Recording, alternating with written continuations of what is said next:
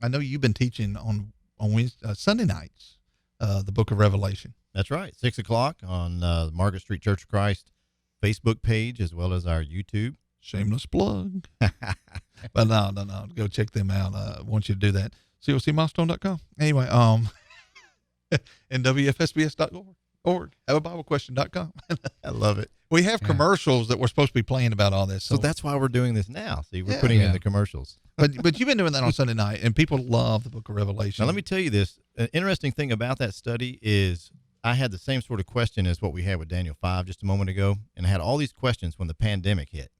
And so what I did is I did a study, a Sunday night study called Pandemic Hermeneutics. I got you. And that led into questions about Revelation. And so I decided, okay, well, let's answer those questions. And that turned into an introduction to Revelation. And then I had several of the members and other people say, can we just continue studying? And so I just picked up with chapter 1, and we're now up to chapter 12. Hey, Ray, before we get to this question, I just want to say, Tina Murray, another good question. Very you good asked. question. Yes. Another good question. I don't know if we're going to get there tonight, though, but we're writing them down. Yes, I've got both of Tina Murray's questions written down here. So we will get to those, Tina. That's excellent questions. We got somebody from Idaho on here. Sue, I answered your questions earlier, so go back and make sure you watched them if you weren't on here yet. Thanks for tuning in tonight. And we are going to clip these up into shorter segments that you can find on our YouTube channel. But Ray, Marilyn says that you're frustrated because Charlie caught a big fish today, almost implying that you didn't. Well, I've learned when I go fishing that it's not about me; it's about the kids. So. Oh, great answer! Great answer. That's good. All right, here's the question for you, and I'm going to turn it to you, Troy. What does the fifth seal of the scroll of Revelation represent? It's all yours. All right. It is a great question, by the way. I love the book of Revelation, and there are lots of questions in Revelation. But the first thing let's read what it says, and then we'll expand from there. And what it says in Revelation chapter 6, that's where that comes from. Revelation chapter 6, beginning in verse 9, it says, when he opened the fifth seal, I saw under the altar souls of those who had been slain before the word of God and for the testimony which they held. And they cried out with a loud voice, saying, how long, O Lord, holy and true, until you judge and avenge our blood on those who dwell on the earth? And a white robe was given to each of them, and it was said to them that they should rest a little while longer until both the number of their fellow servants and their brethren who would be killed as they were was completed. Now, it's important to always read everything that's associated with that passage, because at the end of it, when it says who were killed as they were, there is a hint for you. You back up into verse 9, and in verse 9, you see that word that they had been slain for the word of God for their testimony. Interestingly enough, that word testimony in the Greek language, which this was written in Greek originally, is the word martyria, which is where we get our word martyr. And so this is talking about those martyrs, the people who died for the cause of Christ, for those who, because they were Christians, because they followed Christ, they were murdered, they were killed. And so you got to remember now, after identifying who these people are, you back up into the larger context. What is this book all about? This book is a book of hope. A lot of people forget that. They look at Revelation as something that's scary and something that is frightening. But really, this is a book written for Christians to give us hope. Isn't that right, Jeff? That's correct.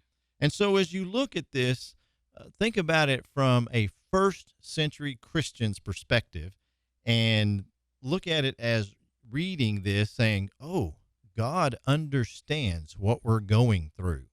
And what you're going to see in the book of Revelation is patterns, over and over, repetition of patterns. And so if you back up, say, to chapters 2 and verse 3, many people remember that. That's the 7 letters to the 7 churches of Asia. Right. And if you will remember what Jesus said to every single one of the churches, he says, I know thy work. I know thy work. So in other words, Jesus knows what we're going through. So these Christians in the first century, they were experiencing persecution. They were experiencing tribulations and all kinds of problems. And so what it's saying is, yes, God knows. He sees you under the altar. Now, the altar, it represents, and that's the other thing about Revelation, is it shows or it uses a lot of imagery from the Old Testament. I think there's some 300 references back to the Old Testament just in Revelation, if I have my numbers right there.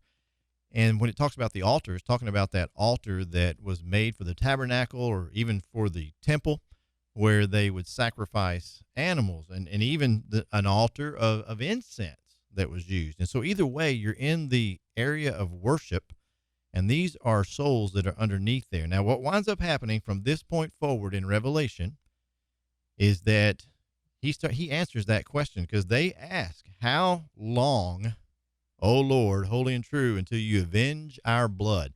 That's really a lot of what Revelation is about, the rest of Revelation.